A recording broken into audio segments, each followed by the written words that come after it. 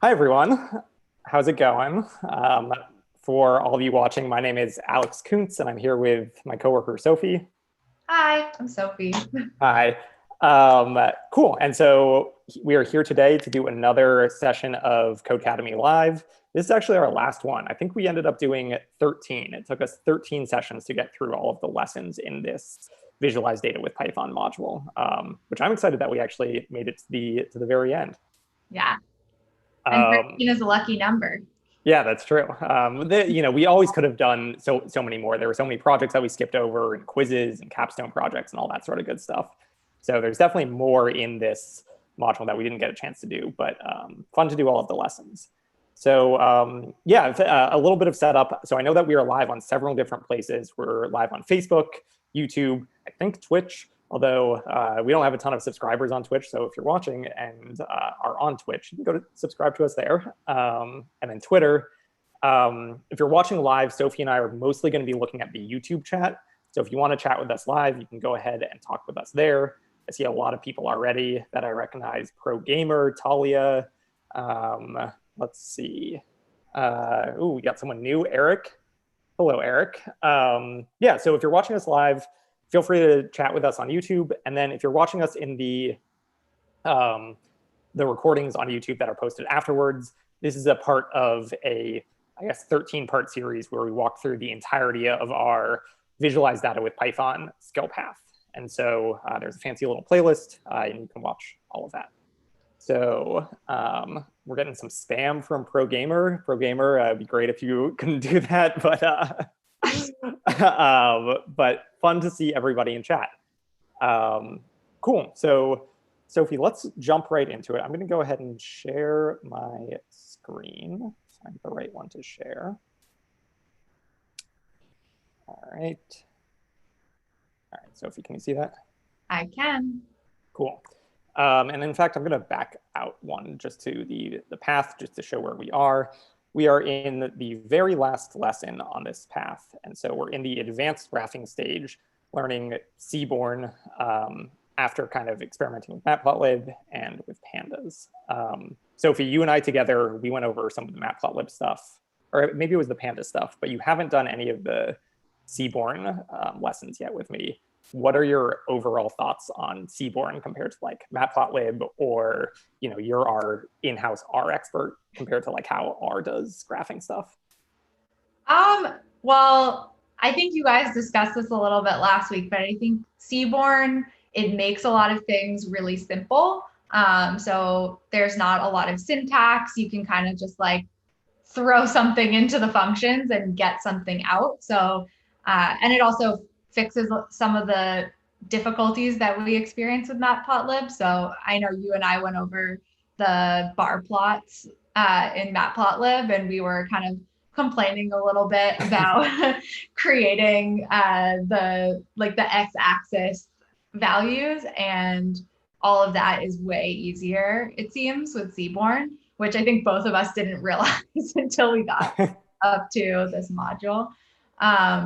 But yeah, I think the flip side to that, as you guys were discussing last week, is that you have to be really careful about what you're plotting, because sometimes, the ease means you don't necessarily need to be thinking about it as much in order to get a plot out. But then it is extra important that you then look at the plot, make sure you understand what the output is, and make sure you understand what you need to do to change it if you need to change it in any way. So like, you need to know that you're plotting the mean by default in a bar plot, because you don't necessarily have to say plot the mean here.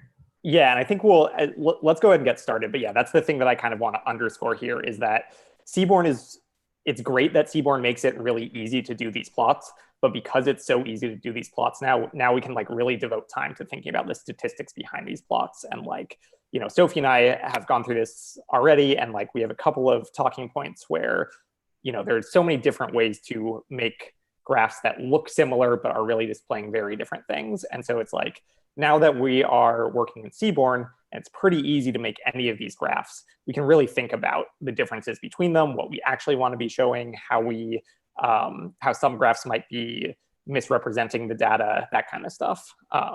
So that's what this lesson is really talking about, where it's going to introduce a couple of different new types of graphs. And then along the way, Sophie and I will kind of throw in some bonus little details here. Cool. So let's go ahead and get started. I'll go back to the introduction here. So this introduction is really just kind of, again, showing a Jupyter notebook here in the learning environment. I know that when I'm working on my own computer in Python, I'm always working in Jupyter notebook stuff. We actually just had an internal Codecademy hackathon that Sophie and I worked on a project together, and I was hacking up some code in Python, and so was working in the Jupyter notebook. And Sophie, I know you were using RStudio and R. Yeah, but I also love Jupyter notebooks. They just make everything look so nice. Yeah. Yeah, so we're kind of, so this exercise, we're kind of showing the the advantages of a Jupyter notebook. Again, that's like being able to integrate text with code and really kind of being able to write a report up. And then furthermore, we're kind of showing a preview of what's coming in this lesson. So showing how bar plots could potentially be misleading about the data, where these three bar plots all look the same, right? It's all showing the same amount of data in these three categories. But then as we look further into different types of plots, you can see that the shape of the data is very different. And so we're going to look into Kde plots, which I actually didn't know. I'm hoping, Sophie, you can explain a little bit of like the precise definition of Kde plots, or like the difference between a Kde plot and a histogram or a bar chart, because I'm not super familiar with these. So we're going to do Kde plots, box plots, and violin plots. So cool, let's go ahead and get started. All right, so this first exercise is again kind of showing how data can be misleading if you are not using the correct graph. And so in this exercise, you'll see that we're going to just make a bar plot using these three data sets. And again, it's kind of showing Seabourn's very quick syntax, where you just need to pass in the data that you're using and then the values that you want on the X and Y labels. And specifically, these are like the columns from a pandas data frame. So let's see. It says, you're interested in comparing data collected from different locations. You've imported 4 different data sets using NumPy and have combined them into one data frame. Use sns.barplot to graph the data set in one plot with label on the X value, or on the X axis, and value on the Y axis. So this is just going to be sns.barplot. And now let's see, let me go back up to my example code here. So I'm passing data frames, which you can tell we've given 4 data frames, I think. Or no, we're going to be just using DF as our data frame, and we have 4 different labels. So we're going to, Alex, it might be helpful. I know it's going to flag an error, but do you want to just print what the data frame, or print like df.head really quickly so that everyone can see what we're looking at? Sure, that's a good idea. Yeah, and so you can actually see that the way that this data is organized, this actually is not showing a ton, or it's not showing the different labels. It's showing only ones from set 1. But this is a big data frame. I think it's 2,000 rows. And every data point is labeled either in set 1, set 2, set 3, or set 4, and has a value associated with it. Yeah, and that's what all the code above here is doing. Yeah. And that's why we're using the words label and value. So those are referencing those columns of that data frame. Right. You could even see here, I could change this to be like my label. And then if I do that, you'll see that the name of this data frame has now changed to my label. I'm going to change it back to label for now, just because I don't know what our test behind the scenes is actually looking for. But cool. Let's now do sns.barplot. Is it barplot? What is it? Yes. And then the data frame that I'm using is going to be, or is it data? It's data. The data that I'm using is stored in our data frame named df. I'm going to set x equal to label. I'm going to set y equal to value. Cool. And yeah. Cool. Yes. And then Yeah. last thing is that I have to do plt.show to finally display. Slow. What's that? Oh, You wrote slow. Thank you. A little bit confusing that we use Seabourn to actually do the plotting, and then we have to come back to Matplotlib to actually call the show function. Actually might want to experiment with like if there is a Seabourn show function that would work. I think my understanding, and I don't know if this is correct, but my understanding is that Seabourn is built on top of Matplotlib. So it uses some of the Matplotlib functions within Seabourn. Yeah. So I imagine you could probably change that and it would still exist. Yeah, I'm going to actually get rid of this to get rid of our plot. And now let's see what happens if we just do sns.show. Yeah, doesn't. Oh, it didn't work. Doesn't plot. I'm actually surprised by that. I'm also surprised that we need to be importing Matplotlib. I kind of would have figured that because Seabourn runs on Matplotlib, if we imported Seabourn, it would have also grabbed Matplotlib, but I suppose that's not how it works. Cool. Yeah. So I want to emphasize that there's a lot of stuff going up here on the top, a lot of stuff about pandas and data frames. We covered that earlier in this, in the Visualize Data with Python skill path. That's definitely, you could devote so much time to just learning about data frames and really how to manipulate all of that stuff. So we're gonna kind of fly through all of this data frame stuff for now, but definitely a good tool to learn how to use. I would say like almost more important than making the graph itself is like learning how to like work with your data is at least the part that I find satisfying. And sometimes I find graphing frustrating. Yeah, no, that's the part that always takes the longest, is getting your data into the format you need in order to actually make a plot. Yeah. Cool. All right. So the point of all of this was to show that, what was this? This was plt.show. The point of all of this was to show that if we just use bar plots, these look absolutely identical, which really tells us nothing, right? We really don't know a whole lot about this data other than there seem to be equal number of data points in all of these sets. So you're saying equal number of data points, but sure. Actually, these are not, I think these are not counts. These are actually means, I believe. So, so there's an equal number of data points in each of the groups, but that's not what this is showing. I think it's actually showing that the means of the groups are pretty similar. Totally. And you know what, as I was saying that, I realized like these error bars would be really mean if this, it would be really weird if this was just the count.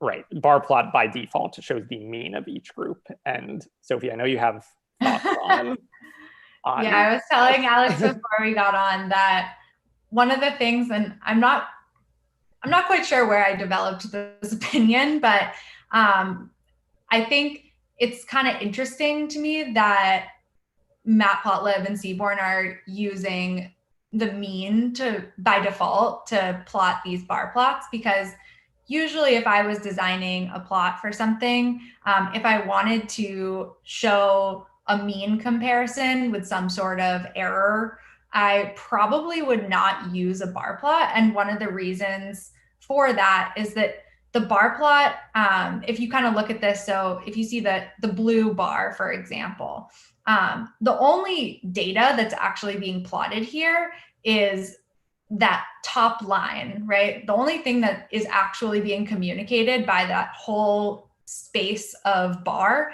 is what the mean is. And then I guess with the error bar, there's some like error around the mean. But all of the stuff that's shaded in below the bar actually doesn't really mean anything. It's not reflecting anything about the data. And if I pass in a different data set with the same mean, but completely different data, I would not be communicating anything, or this plot would not look any different. And I think by shading in all the space below the mean, but not shading any of the space above the mean, you're actually kind of like misrepresenting the data in a way, because you're kind of making it seem like there's data below the mean or something, but not above the mean, which is not really accurate.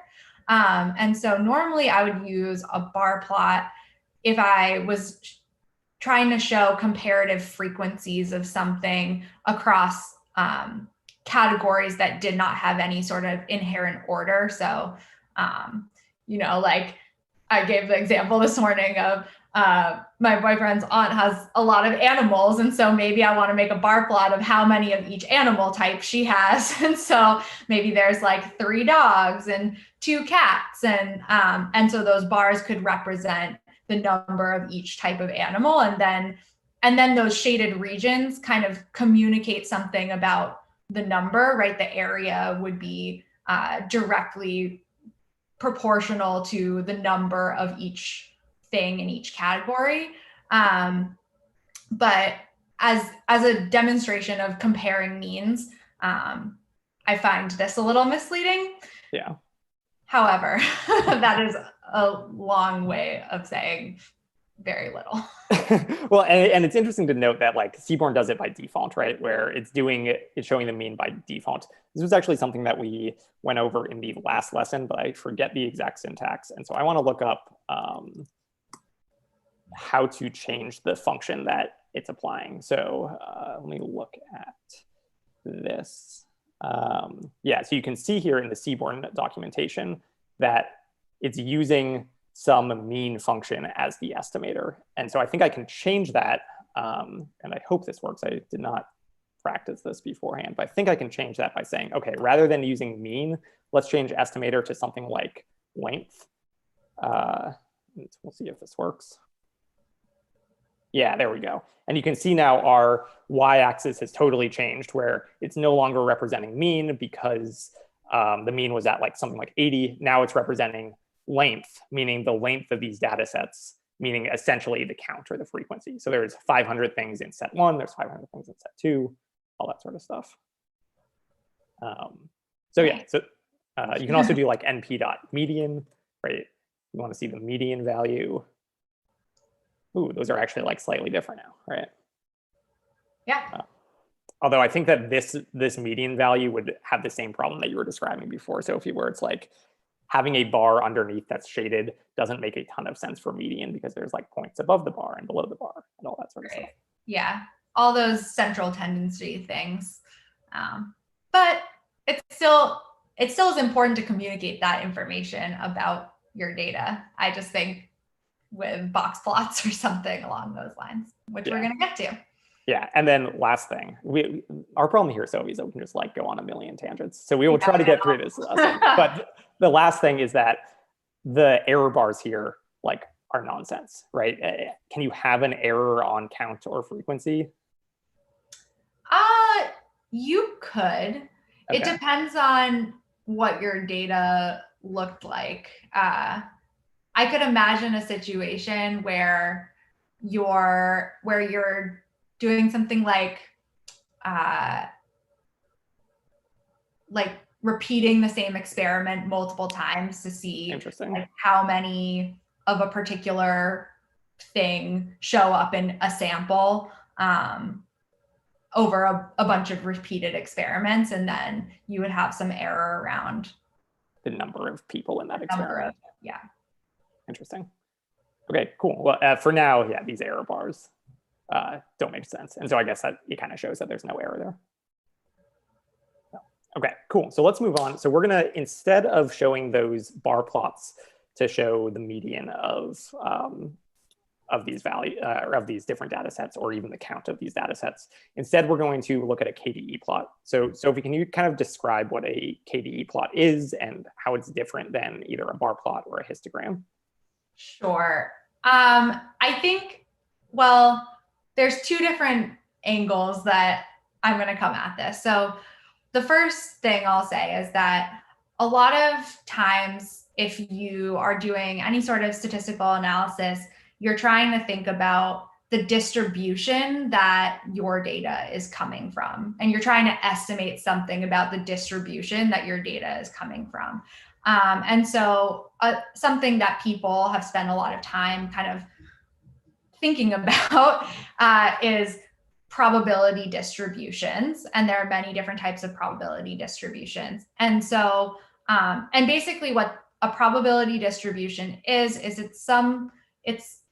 you can think of it like this curve that we're looking at in this picture, where there's some area under the curve, and that area should theoretically, in a true probability distribution, it should sum to 1, and it gives you some sense of how likely different values if you were to like randomly sample from your data, it gives you a sense of how likely certain values would be to show up. And so using kind of like the area under the curve, right? If you look at the area under the curve between 0 and 1, that would be estimating the probability that if you randomly chose a value from your data set, that value would be between 0 and 1. And so histograms, so coming at it from a different angle, histograms are usually used to show like a distribution. So, and usually you're plotting like a frequency. So you're saying there's this many numbers in my data set that are between 0 and 1. And so on your y-axis, you might have values like, in my actual data, I have 100 values and 25 of them are between 0 and 1. And so you would have like a rectangle that has a height of 25 and a width of 1 between 0 and 1. And that would represent something about the number of values in your data that are in that range. But you might also care about what's the probability that if I randomly chose a data point from my data set, that it would be in that range. And the reason that you might care about that is, one, if you're thinking about error. So if you're trying to estimate error, statisticians a lot of the time are trying to estimate, okay, what's the probability that something is between two values based on the data that I have. But also because, and now I lost my train of thought.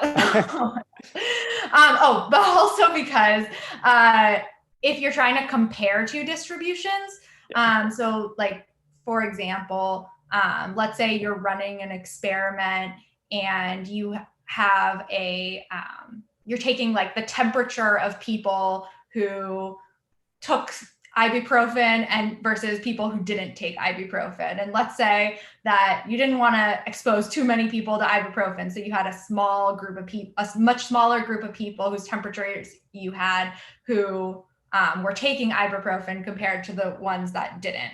Then you might be trying to compare the distribution of temperatures in those two groups, but you might have very different sample sizes for your control versus your treatment group.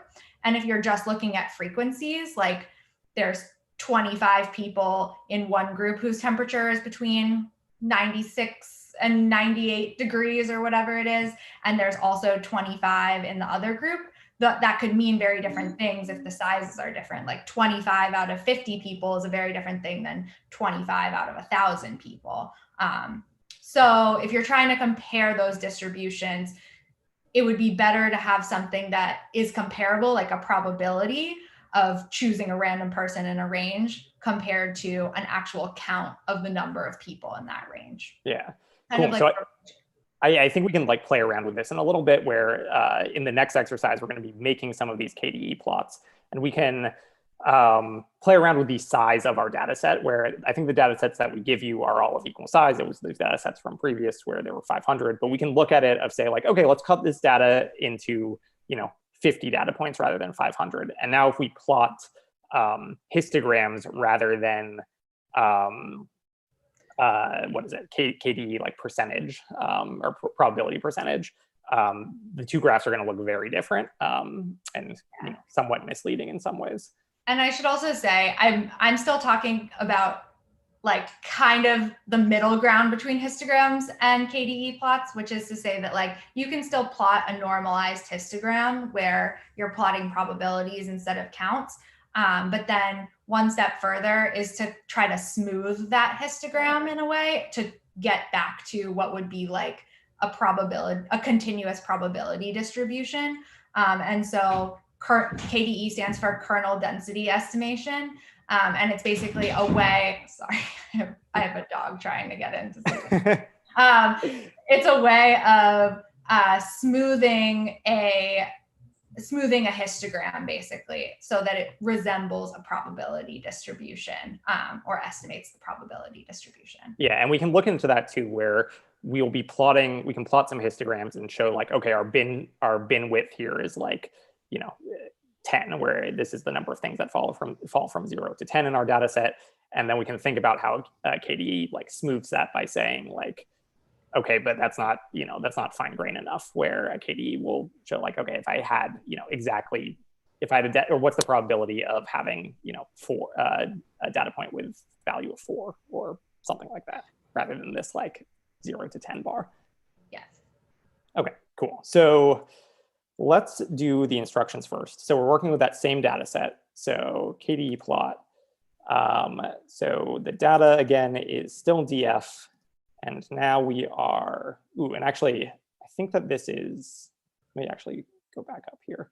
Cool. So, right. So we're actually going to make 4 different calls to sn.kde plot because we're going to plot them on top of each other. So unlike bar plot, where the bar plot just took one data set and said, make, X number of bars depending on how many categories there are. Here, we're actually going to make 4 different KDE plots. So I think what this is going to be is and let me even like look at the hint. Plot all the data sets at once. Instead, pass a column of sn.kde plot for each data set. So let's see. So data set 1 here is going to be, I believe, just set 1. And then before I add the others, let's see if that works. So cool. Yeah, so there's our KDE plot for just data set 1. And I'll do the same for data sets 2 through 4. One thing that I suppose is a little bit confusing about this one is that that we make this data frame for you. Yeah. Right? But then we still are just using the individual. Yeah. I do think it's worth maybe pointing out, and maybe this goes to your point earlier about the work that you have to do to kind of set up your data, which is to say that, you might in a different setting be importing a CSV that has all the data in a single column with a label like we created here in DF. And you might have to extract, all the values that correspond to label 1, all the values that correspond to label 2, in order to plot them on top of each other like this. So knowing the format that your data needs to be in order to plot it using the function you want is also kind of a relevant thing. And you might have to work in both directions. Yeah, exactly. And again, that's kind of like gaining familiarity and a comfort with just dealing with these pandas data frames, where it's like you might not have these data sets readily available for you. And so you might have to start parsing through this data frame. And again, we can print it out here. You might have to do things saying like, okay, I want the rows where the label is set 1. And I think I can do that fairly quickly. Let me do, this is like df of where df of label is equal to set 1. Yeah. And let me actually do set 3, just because if I print off the head, it's going to be the exact same rows. So while you're doing that, we have a question that says, what is the data frame pre-created in this example being used for? And so basically the data frame that we're creating here is actually not getting used in this exercise at all. So this same setup is being used for all of the exercises in this lesson. And so some of the functions require the data to be in a data frame, like the bar plot function, and some of them require separate vectors, basically, with each of the sets of values that you want to plot. So we had to have both of them for different exercises, and so they're actually just being recreated here, even though. Yeah, in this one, we could probably get rid of this whole thing, and it would work totally fine. And maybe it's worth even showing. Delete this for now. If I just print set 1. This might be a gross printout, or it might not even print because it's not a, yeah, it doesn't even print because we haven't configured our kind of like output here to know how to print just these NumPy arrays. But if we throw it into a data frame, we can print it out. Yeah. But yeah, so again, kind of showing that you could, being comfortable with this data manipulation stuff is huge, because it's like, if you were only given the data frame and like this work that we did, you know, if you were just given this data frame and you had no idea that this set 1 existed, you would have to do something like this, where you extract only the rows where label is set 3, which you can see are rows 1,000 through probably 1,500. And so instead of using set 1, I can just use exactly this guy. Well, I think you need to then pull out the value. Oh, sure. Yes, good call. So I have this, and now I want the value from that. So that should be the exact same thing. And if I scroll down, yeah, you can see that, you know, I get the exact same graph. So again, this looks ugly. This isn't really the point of the lesson, but like being familiar enough with data frames and how you manipulate the data is probably important once you are working with like real data out in the real world, where it's not coming to you in kind of like this nice prepackaged way. Yeah. Cool. Sophie, should we mess around with turning this into a histogram for now, or do you want to move on? I think it's useful to just show quickly. If you, instead of using the KDE plot, if you use, what was it? Plot or dist plot, I think. Yeah, I think it's dist plot. And you can just plot the first one for now, set 1. And if you run that, you'll see. Get rid of these print You statements. want to, yeah, delete this. You'll see that this is kind of a way. Oops. Is it plot? A way of I think you need, yeah, a way of getting a histogram using Seabourn, and you'll see that by default it's plotting that KDE, the kernel density, the kernel density estimator of this probability distribution. So you can kind of get a sense of how those things are related, right? Where the bars are higher on the histogram, you're getting these kind of like little peaks, and then where they're lower, you're getting like the curve comes a little bit lower. And actually, just like you can change bin width, you can also change like a bandwidth parameter on the kernel density estimator, which changes how sensitive it is to the individual, to the like small scale variations. And so if you had a really small bandwidth, this might like basically kind of trace a histogram with really small bins. And then if you have a larger bandwidth, it might just be a very, very smooth curve. You could try it. I think it's BW. And then it's just like an integer. Yeah, let's try it. See, that seemed to not. Let me do like set. It's okay. We can look it up later. And yeah. But basically, Sophie, what you were talking about earlier with like smoothing is this idea of like you can see that this is a jagged histogram, and so the smoothing process is to make this smooth curve that's like continuous as opposed to non-continuous, like the histogram. And there's a setting that you can tune to say how much is this divot, how much is that going to affect this line, basically. Right. Yeah, exactly. So the one other thing I'll demonstrate. So you'll see on the y-axis here that we have decimal values that represent probabilities. So before, when we used plt.hist, we were getting frequencies, and we can demo that in a second. But you'll see that now when we're using this dist plot version, that's plotting that KDE curve on top of it, you're now seeing that even the histogram itself is being normalized to be a probability, like a set of probabilities rather than frequencies. And so I don't know if you want to quickly just in there put KDE equals false, and by using that we can switch it back to frequencies. And so now you'll see it's the same shape of a histogram. The scale is a little bit different, or the x-axis scale, but you'll see that on the y-axis now we've got numbers, so it goes from 0 to 70.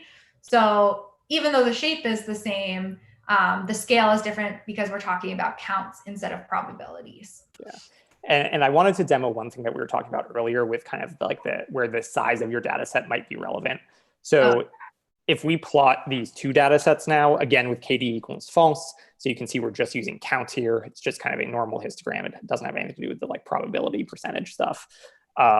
If we just take, let's say, the first 50 lines from the first data set, you'll see that, this is telling this might be a real situation, like Sophie was saying, like, okay, you might have a group that you have just fewer number of data points from. And so this graph, and I could like change the alpha here to make it a little bit more visible, but that blue in the background, right, it looks like totally dwarfed compared to this other data set. And so setting KDE back to true, or using the KDE function, the sns.kde plot back to true, this is going to set it back to the what is it? It's the probability distribution, right? Yeah. Where now you can see, okay, these 50 data points from set one are all really, they're all between 60 and 80 for the most part, or there is a high probability of finding something between 60 and 80, whereas the data points from the green set are distributed differently. Right. Yeah. And this is something, even when you're thinking about what kind of plot you need to make, I think it's something that is easily coming back to the same point about Seabourn being really easy to use. It can be difficult sometimes if you don't look really carefully at the y-axis to know what you're plotting, to make sure that you know whether you're plotting frequencies or probabilities, because it can make in certain situations a big difference, but in other situations they might look exactly the same in the two versions. So unless you're paying really close attention, you might not notice those differences as you're trying to set up your code. So yeah. Sophie, I think one question that folks might have is like, how do we know how to do this, right? Like, so in prepping for this, you came to me and was like, oh, hey, we should like show this dist plot function instead of the KDE plot function, and we should be playing around with this KDE parameter, setting it to true and false to see the difference.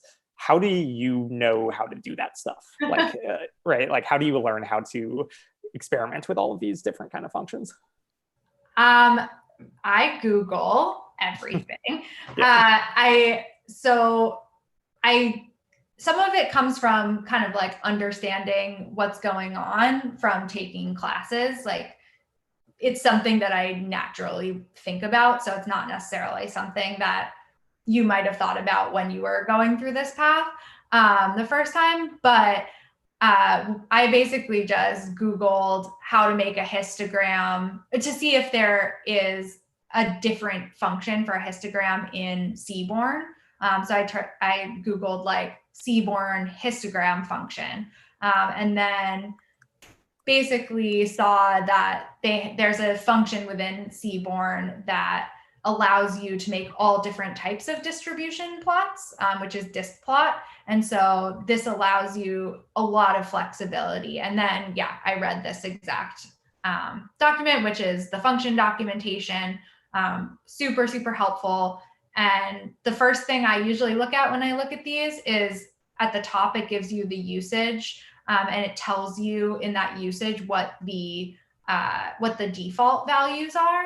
And then if you kind of look through what the different parameters are, you might be able to kind of guess which things are useful to you to get the type of plot you want. And then you can read a little bit further. Nice. Yeah, in general, I think like kind of one of the uses of Codecademy is to get comfortable enough with whatever technology you're using to like get off the ground, right? Where it's like, okay, if you've never used Seabourn before, it's probably helpful to like run through a very beginning example of using this Kde Plot function to graph a data set that we've given you. But then as you get more comfortable and as you like start to understand how all of these systems work together, I think doing exactly what Sophie and I are doing, and you can clearly even do it in Codecademy still, where you can, you know, play around with these data sets and experiment with to see how they change if you only take the first 50 elements from the data set, or if you turn KDE to false. Like as soon as you get comfortable with whatever technology you're using, I think it's really important to like start asking questions that you're actually interested in. So like Sophie's question was, how do you do a histogram in Seabourn? And so then you can start being empowered to like look through the documentation and play around with it.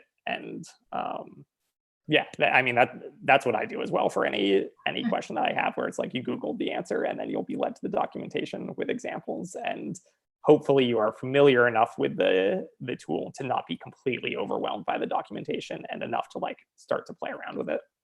Yeah. Another thing I'll say is that once you figure out how to do all this stuff in one language, once you figure out all the functionality that you have in Python, if you then needed to make something in R or vice versa, then at least you know what's possible in like a language that a lot of people are using, and then that can help figure out what to look for. So a lot of these skills are transferable. It's not just about Python and Seabourn, because there's going to be a new plotting library in Python, I'm sure, very soon. Right.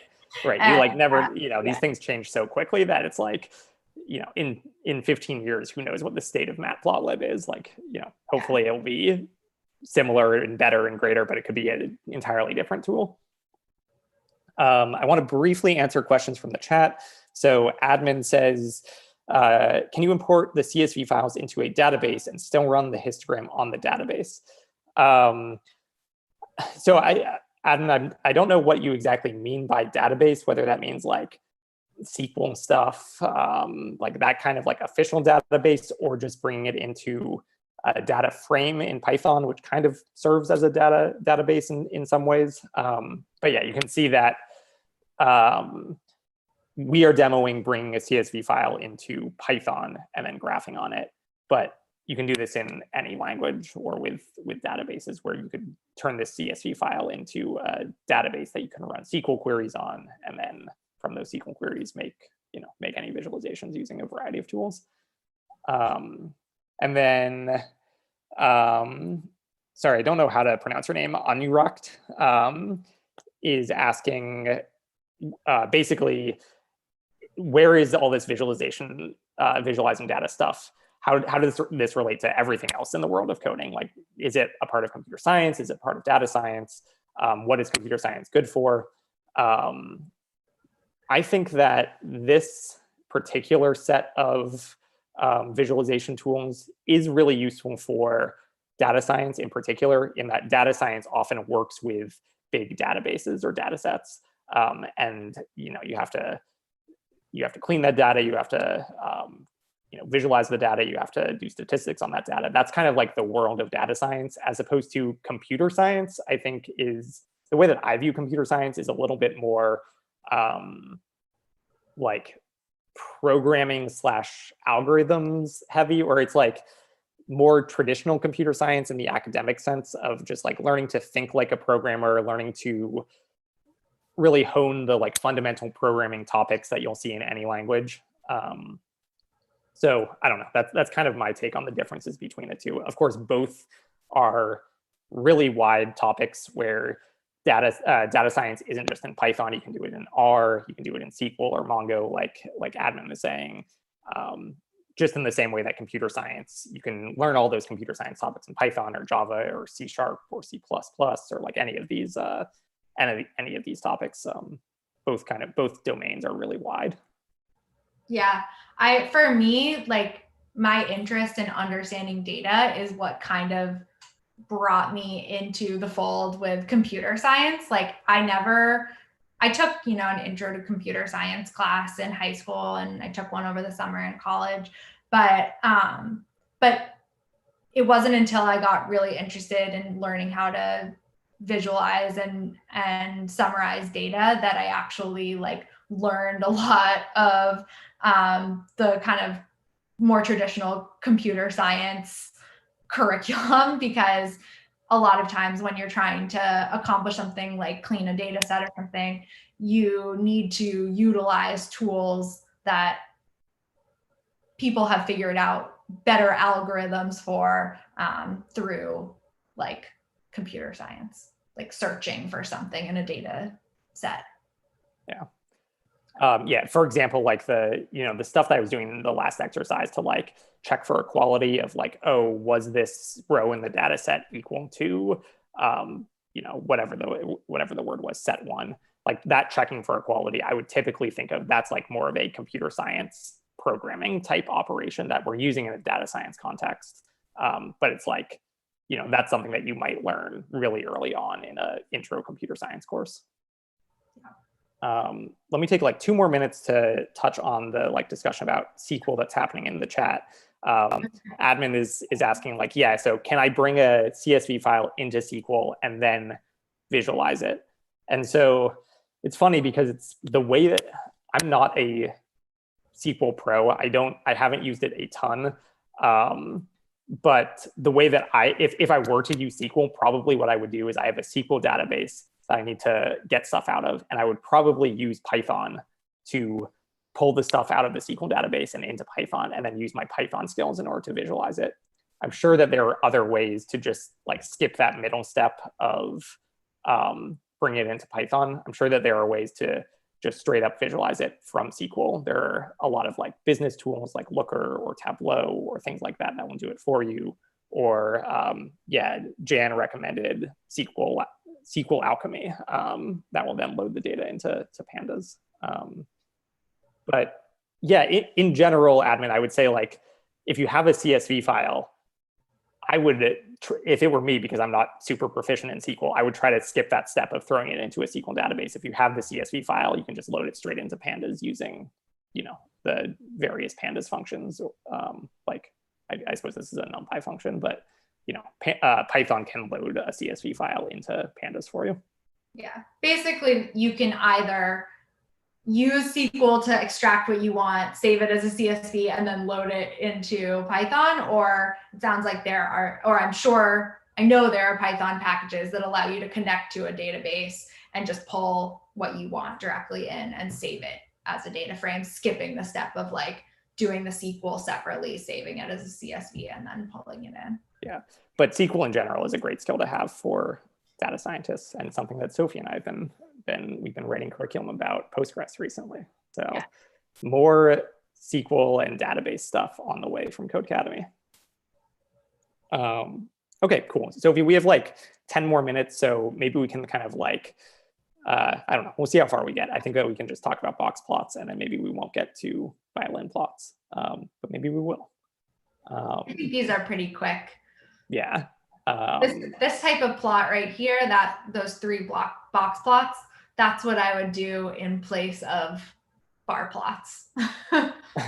Right. As Sophie was saying earlier, like the bar plot for the mean really doesn't represent the fact that there's data above and below. And so that's exactly what a box plot is doing, where we can pass in our data frame, give it labels. So again, the X values that I want are the label column from my data frame, and the Y value is the value column from my data frame. And then let me do a plot.show to display this. Cool. And so again, this is like kind of showing, it in a different way, right? Because if you remember back to the last exercise, the green one was the one that had, it was, what is it, bimodal? Is that the stats term? That had 2 humps. Oh, yeah. Bimodal. So it's interesting where box plots are kind of falling short in representing that, right? Where it's showing that the mean, or is the middle line is the median, correct? Yeah, it's the median, and then the inner quartile range are the edges of the boxes. Yeah. So the box plot you can show is kind of showing the distribution for this green set is definitely wider than the blue set, but it's really not displaying the bimodal property of it in a way that the previous graph was. And I think that's really where the violin plots come in super handy, where it's kind of combining the best of both worlds in that. Yeah, we have specific exercises on Codecademy, like really diving into what a box plot is showing, talking about the interquartile range, talking about what the whiskers are, what the outliers are talking about. So yeah, all of that stuff can be found in the data science path if you want like a deeper dive into box plots. I think it's in here too. But yeah, I think the lines are just showing you the 95% of the data. So it's like 95% of the data is in between the two lines, and then any outliers are shown as, I think those are diamonds. Yeah. And then, yeah. I see a question asking, should we focus more on using libraries or focus on how libraries work? And I think I'm just going to answer that super quickly by saying that I think just playing around with any existing library is really how you learn the fundamentals. So I think like understanding the fundamentals of what is a box plot is, you know, super important, but one of the best ways to learn what a box plot looks like with different data sets is to like actually load some data and play around with the library. And once you learn one library, you can always learn another one. So yeah, I would agree with that. I think learning like how libraries work on a broad scale is potentially confusing for a brand new learner of like learning how like the file system works and like, okay, how is Python like actually loading this library in? I would echo what Sophie is saying of like play around with some libraries, get an understanding of how those specific libraries work. And the more that you do that, you'll get a better understanding of how like the importing library system actually works, where, as you can see, there are many different ways to import them.